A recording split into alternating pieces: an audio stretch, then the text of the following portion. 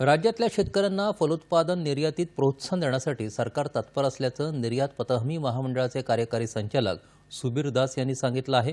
मुंबईत राष्ट्रीय शेअर बाजारात आयोजित कृषी फलोत्पादन निर्यात सिंचन प्रक्रिया पुरवठा साखळी परिषदेचं उद्घाटन सुबीर दास यांच्या हस्ते झालं, त्यावेळी ते बोलत होते।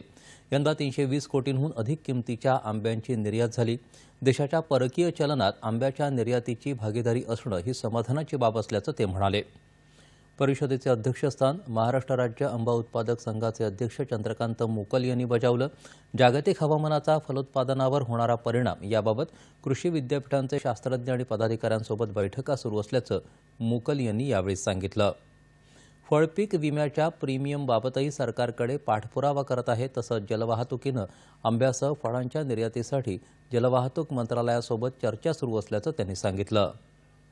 उद्योगामध्ये आहोत, कारण आंब्याच्या जवळपास 1000 देशामध्ये जाती आहेत, परंतु 8 ते 9 यातले जे व्हरायटी आहेत या फक्त प्रक्रिया उद्योगाला वापरले जातात। आणि त्याच्यामुळे जोपर्यंत आपलं उत्पादन वाढत नाही तोपर्यंत आपण प्रक्रियासाठी आवश्यक तो माल कमी दरामध्ये देऊ शकत नाही।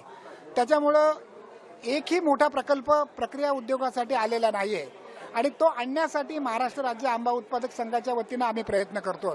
बँकांचे प्रतिनिधी उपस्थित आहेत, state bank of India, bank of India, union bank India, union bank of India. त्या शेतकऱ्यांच्या राज्य व केंद्र सरकारच्या ज्या योजना आहेत त्या योजना त्यांच्यापर्यंत पोहोचवण्यासाठी आम्ही एक कोऑर्डिनेटर म्हणून काम करत आहोत, जेणेकरून शेतकऱ्यांचा पण फायदा होईल आणि बँकांना पण योग्य लोकांना कर्ज दिल्याचं आनंद होईल। आज मी भोर तालुक्यात जरबेराची शेती यशस्वी प्रकारे मी पूर्ण करून दाखवली आहे।